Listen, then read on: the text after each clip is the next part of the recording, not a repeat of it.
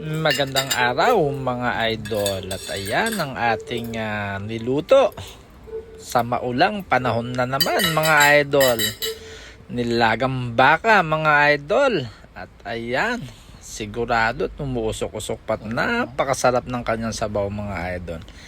Yan, madali lang lutuin yan mga idol, at yan tenderloin mga idol, at talagang siguro mga 5 minutes lang yan, malambot na siya mga idol. At ayan, nilagay na natin yung mais ni Aryong mga idol, as in talagang napakatamis niyan.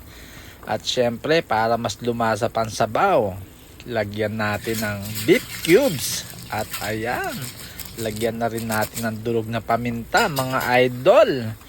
At syempre, yung ating gulay, ang nagpapasarap niyan at masustansya ang Pechay Bagyo ni Aryong mga idol.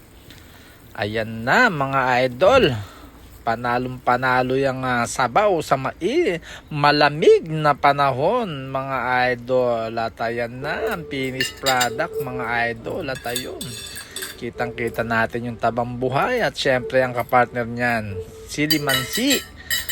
Ayan na mga idol, kain po tayo at maraming salamat sa inyong pagtangkilik palagi sa akin. Hanggang dito na lang. Bye bye!